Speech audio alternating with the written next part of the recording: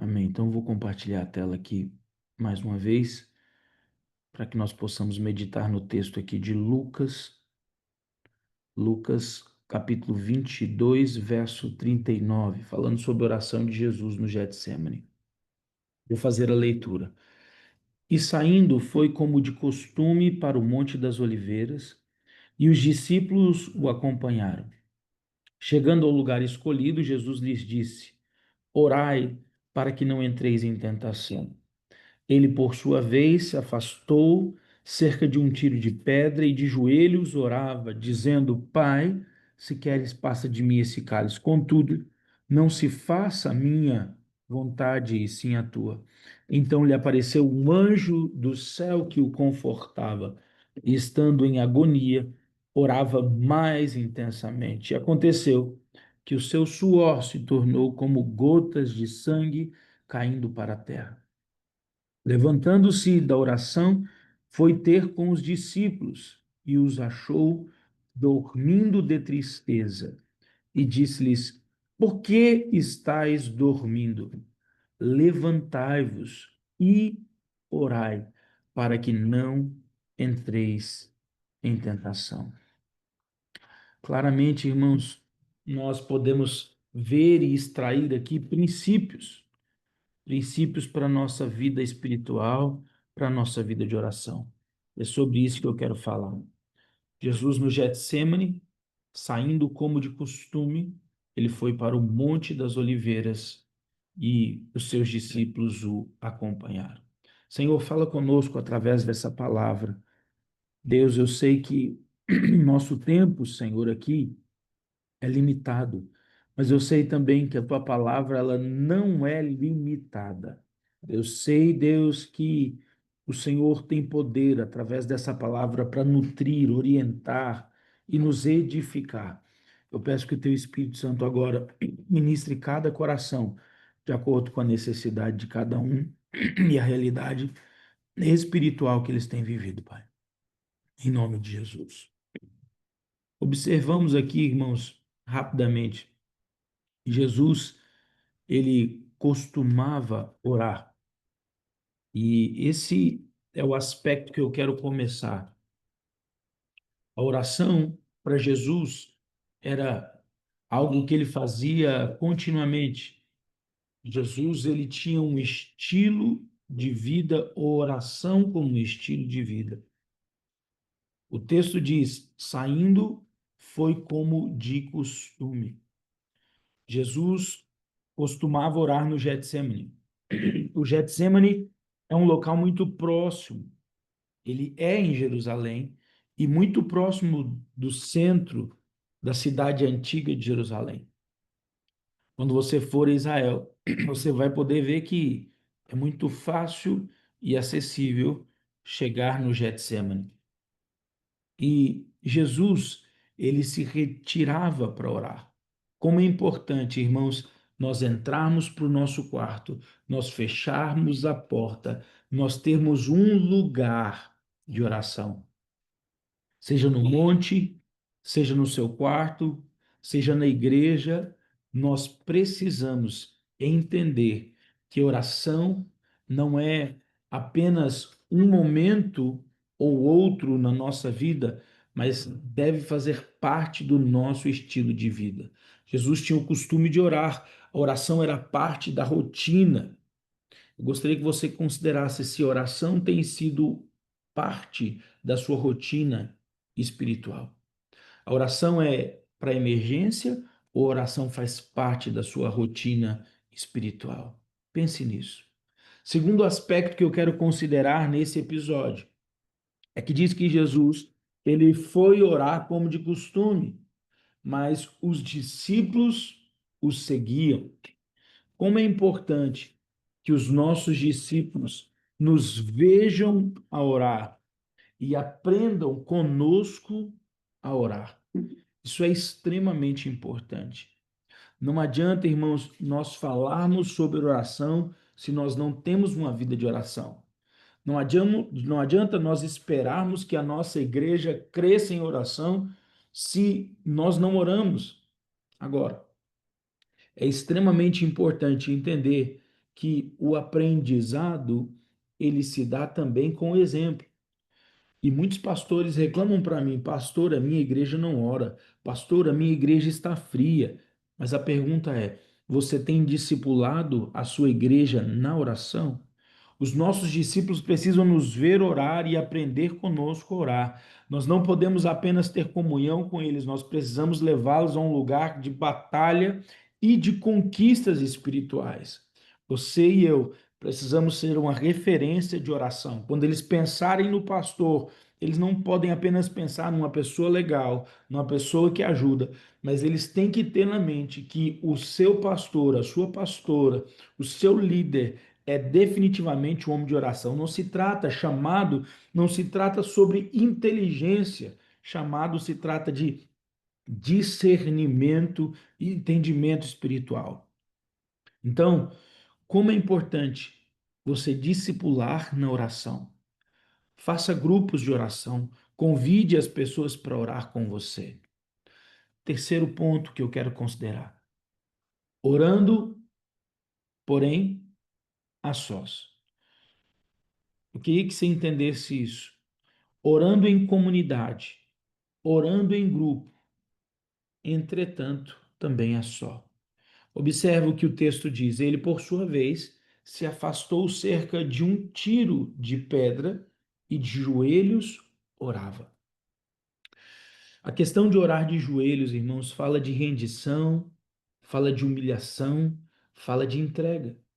E a questão de estar com os discípulos, mas se afastar um pouco, isso é um ensino profundo sobre levar as pessoas a orar com você, mas dentro da rotina de oração, não ter só intercessão, ter momento onde você vai dizer, olha, por 20 minutos, por 30 minutos, cada um de nós vai orar sozinho. E nesse momento de orar sozinho, você vai apresentar as suas causas, você vai se humilhar na presença de Deus, você vai buscar e depois você volta até os seus discípulos e começa então a ter uma oração coletiva e direcionada, dando a cada um pedido ou uma causa para que se possa orar. Olha que pedagogia. Jesus desafia os discípulos a orar com ele, chegando no lugar de oração, estando no mesmo ambiente, ele se afasta um pouco e desafia eles a fazer o mesmo, e aí então cada um deveria estar ali apresentando as suas causas diante do Pai, se humilhando na presença. Jesus nos dá esse simples exemplo. Jesus levava os outros com ele para orar, embora às vezes se afastasse para momentos a só. Afastou-se cerca de um tiro de pedra, uma distância curta, se podia vê-lo, dava para assisti-lo. O exemplo estava sendo dado de humilhação, de entrega, de adoração. Isso vai impactar a vida das pessoas que estão ao seu redor e também elas vão poder, mesmo estando em grupo, ter um momento de intimidade e profundidade com o Senhor.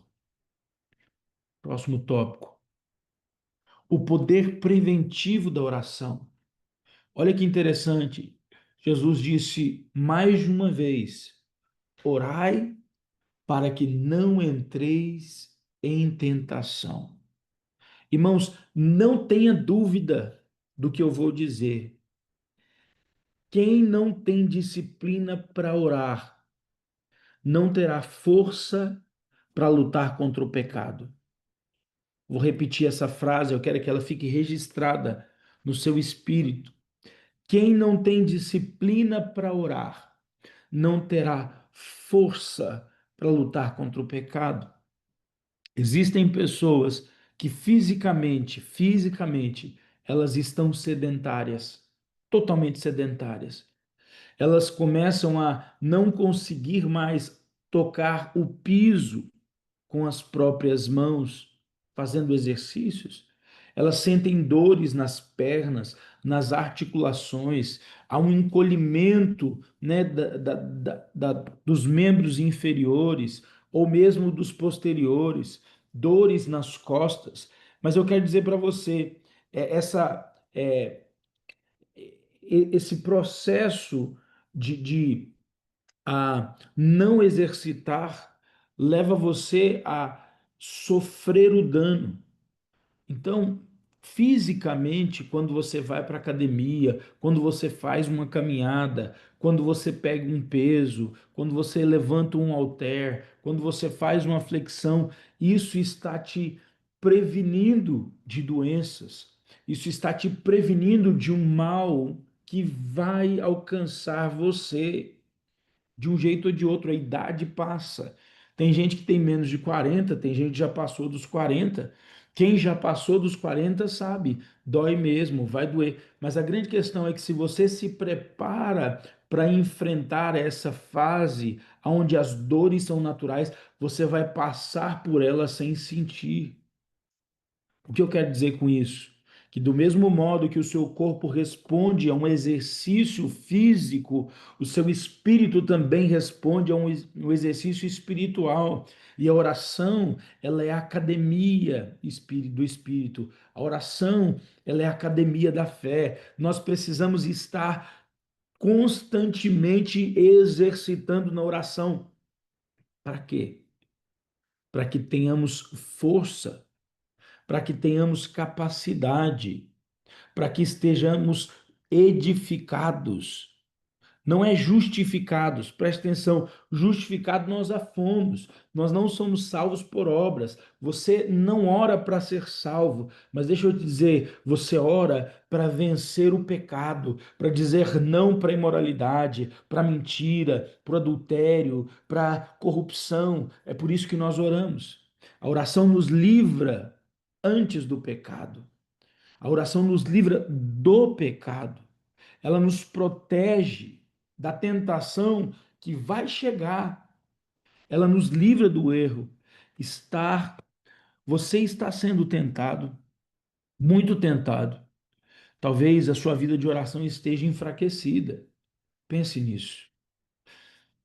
Quinto ponto que eu quero considerar: a postura que Jesus, ao se retirar, ele orava.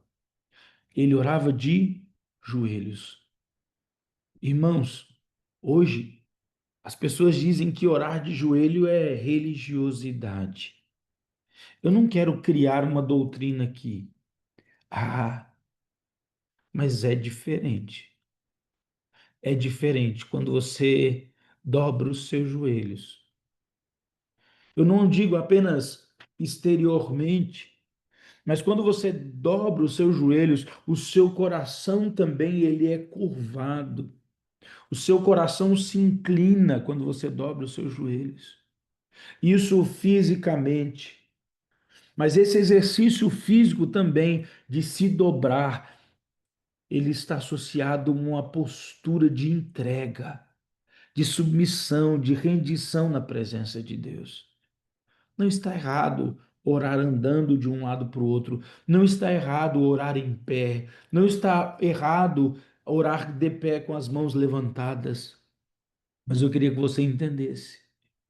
A palavra adoração no original é chá, e chá significa curvar-se sequencialmente, como os muçulmanos fazem, como os judeus fazem.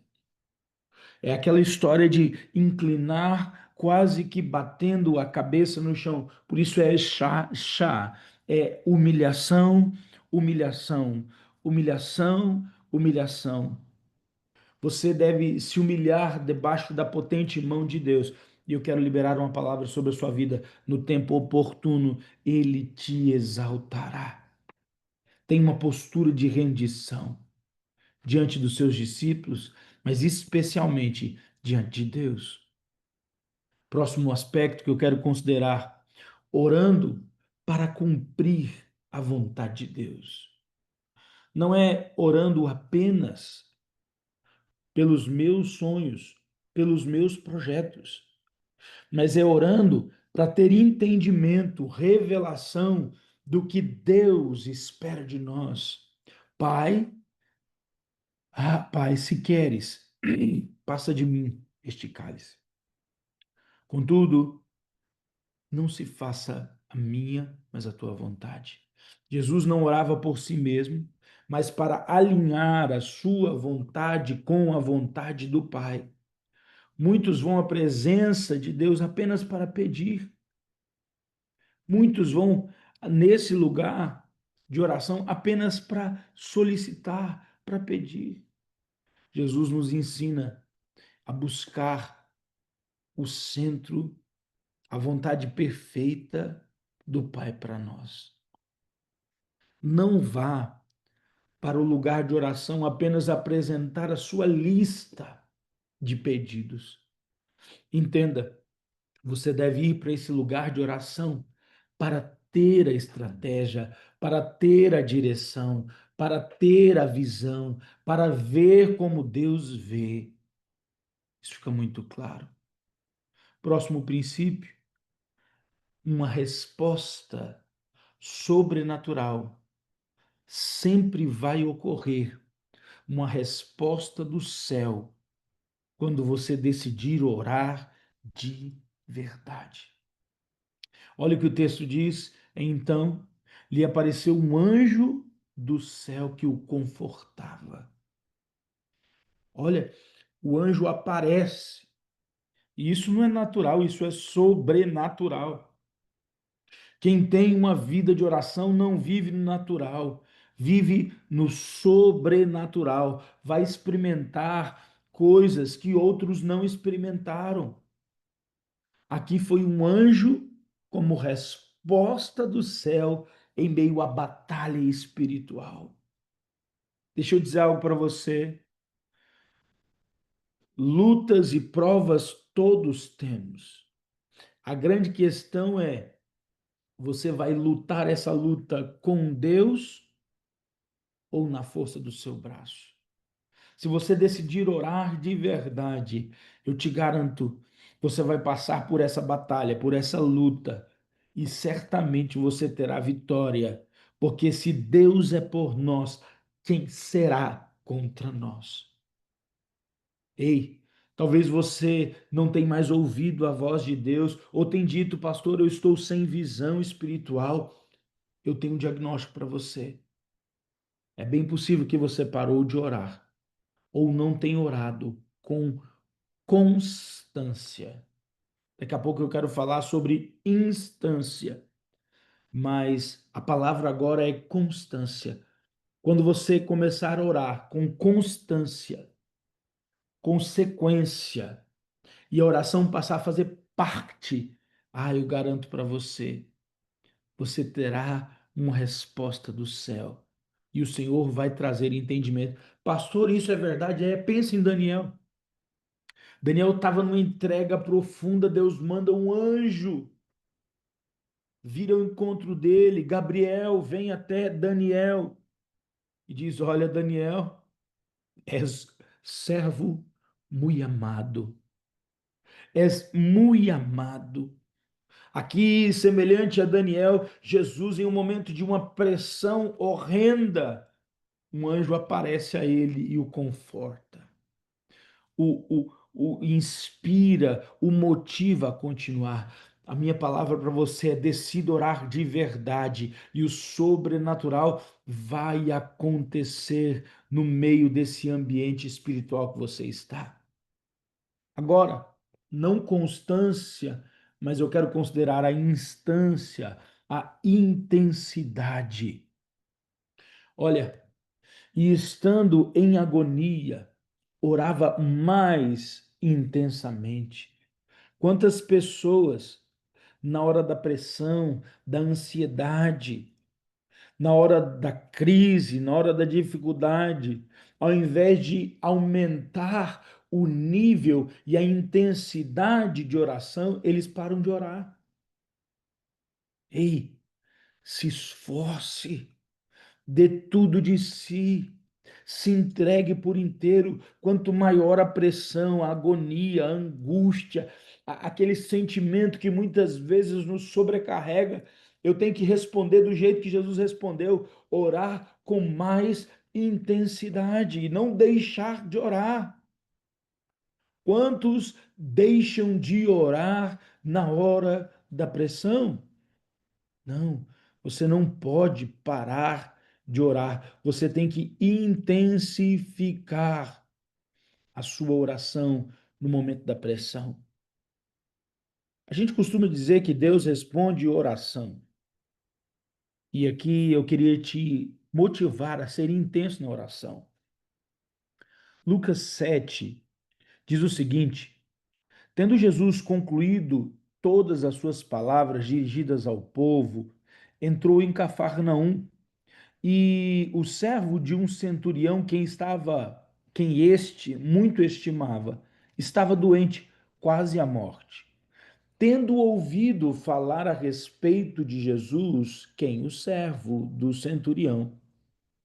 Tendo ouvido falar, enviou-lhe alguns anciãos dos judeus, pedindo que viesse curar o seu servo. Estes, chegando-se a Jesus com instância, lhe suplicaram, dizendo: ele é digno que lhe faças isso, porque é amigo do nosso povo, ele mesmo nos edificou uma sinagoga. A grande questão no pedido que esses homens vão fazer para Jesus é com instância, com intensidade. Eles suplicaram a Jesus. Deixa eu dizer para você, Deus vai responder a sua oração. Seja intenso na presença dele. Outro texto que eu quero fazer menção, Tiago, capítulo 5.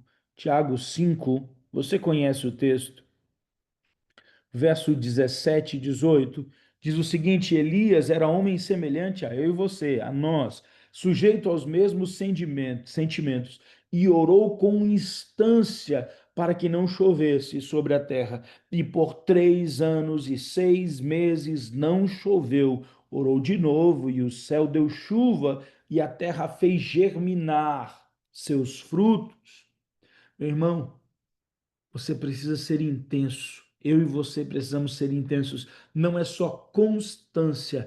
Também eu quero que você agregue instância na sua oração. Próximo tópico. Precisamos estar não apenas orando, mas vigiando. Vigiai e orai. A vigilância faz parte desse processo.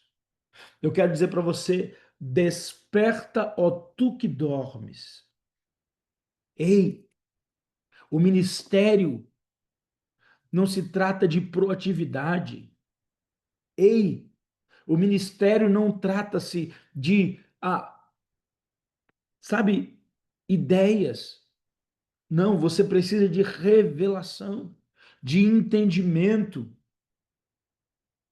Deixa eu te falar, e eu sei que você sabe disso. Igreja não é empresa. Nós não precisamos de resultado, nós precisamos de fruto.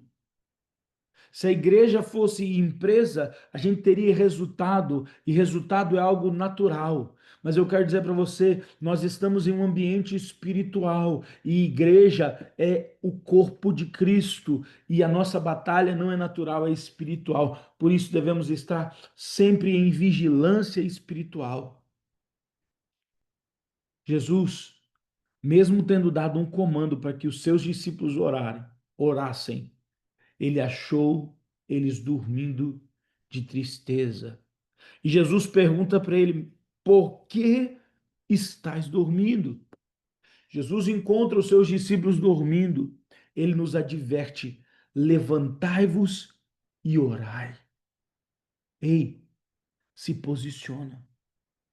Agora, aqui nos traz um relatório ou uma perspectiva espiritual.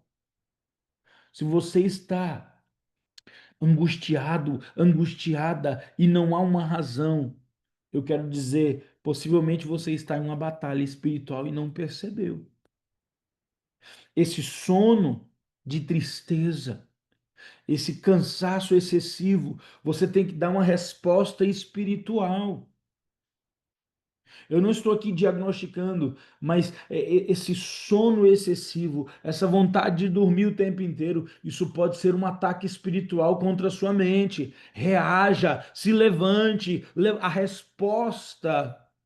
A resposta para muitos casos, respeitando a psicologia, mas eu quero dizer para você, a resposta não para todos os casos, mas a resposta para muitos casos de depressão, de ansiedade, para muitos casos é levantar e orar. Quem não ora é invadido por sentimentos desse mundo. Jesus, ele une a vigilância à oração. Vigiai em oração, para que você possa escapar, para que o seu coração não seja entorpecido. Próximo ponto. Irmãos, Jesus estabelece aparentemente um fundamento.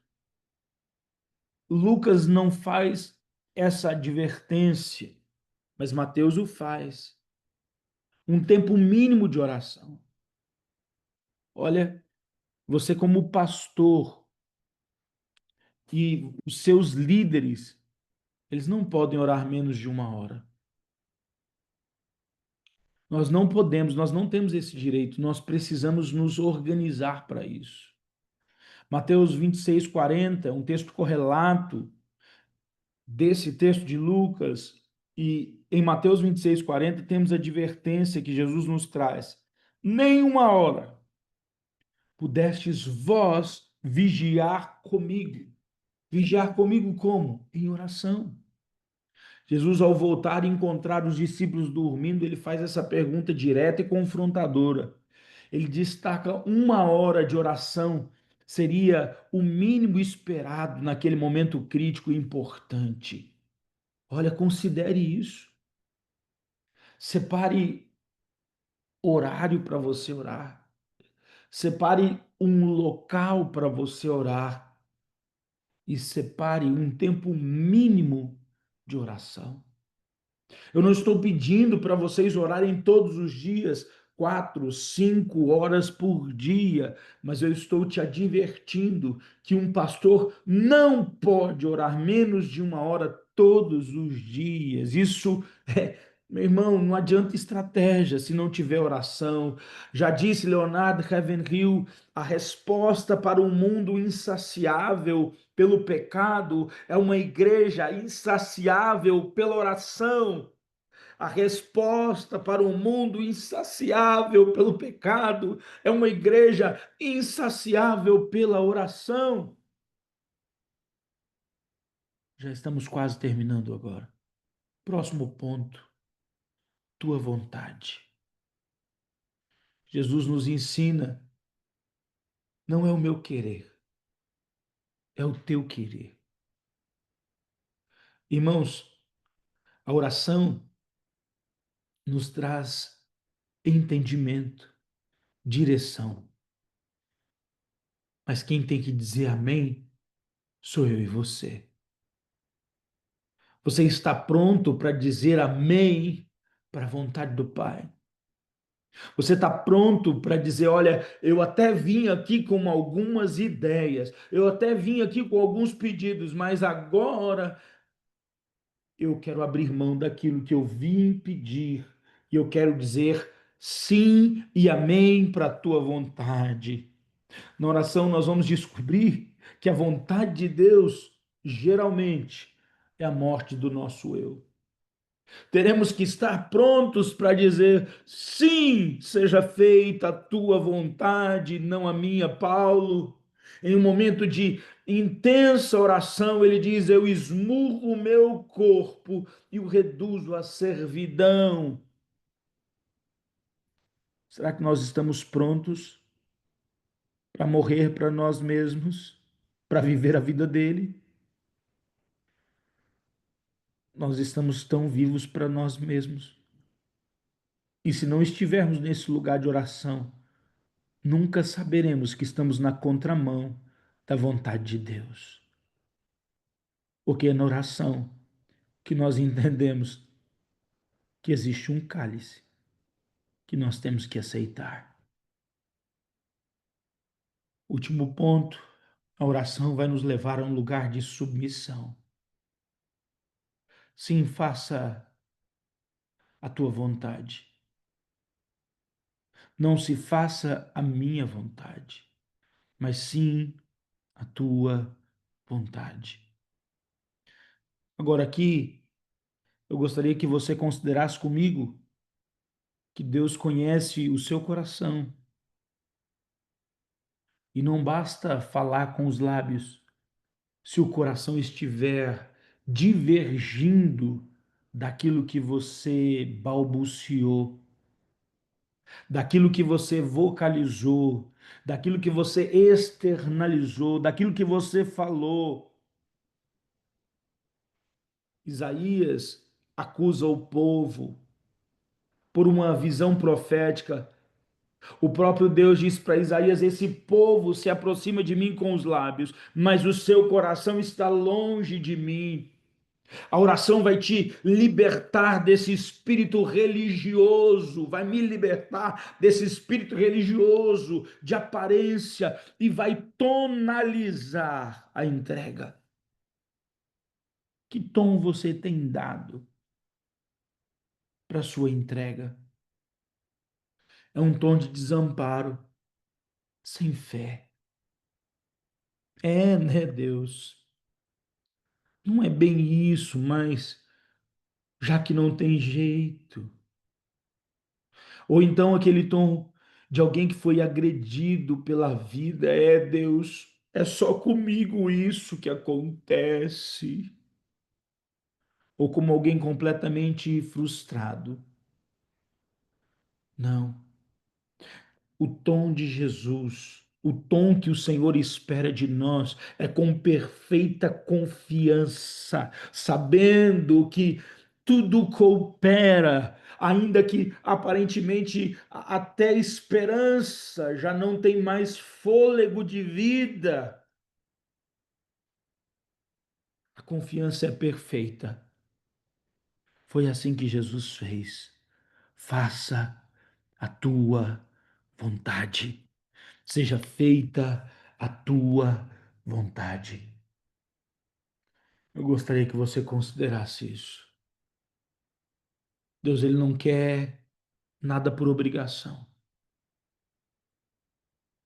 mas ele quer que você se entregue de coração. E não existe outro lugar para que você converta o seu coração, senão de joelhos na presença do Senhor. Deixa eu te dizer algo. O jardim muito nos ensina. Adão caiu no jardim, mas Jesus nos levanta no jardim. O jardim é o nosso lugar, mas eu quero dizer para você, no jardim ou você cai, ou no jardim você se levanta. Eu quero dizer para você, vá para o jardim e se levante. Não adianta estar no jardim se você não se levantar para orar e se posicionar. Tem gente dormindo no jardim. Tem gente dormindo no lugar de oração. Tem gente fazendo isso de qualquer jeito. Eu quero dizer, no jardim, você levanta ou você cai. Que Deus abençoe você e que você possa se levantar, homem e mulher de Deus, nesse dia de hoje. Vá para o jardim, mas eu quero dizer para você, se posicione no jardim.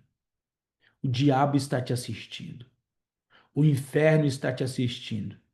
Mas eu quero dizer, se você orar com instância, Deus vai enviar um anjo aí do seu lado. Você vai ter uma resposta sobrenatural de Deus. Que Deus os abençoe. Senhor, obrigado por esse tempo tão precioso. Nos ajude a entender que o jardim é um lugar de batalha espiritual.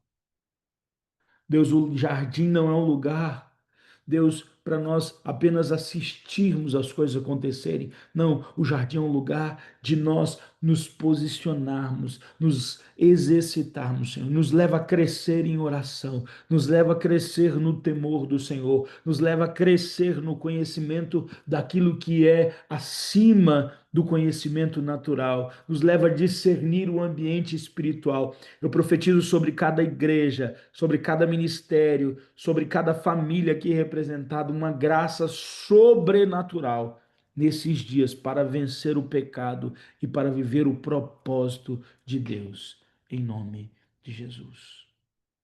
Amém. Amém, irmãos. Que Deus os abençoe.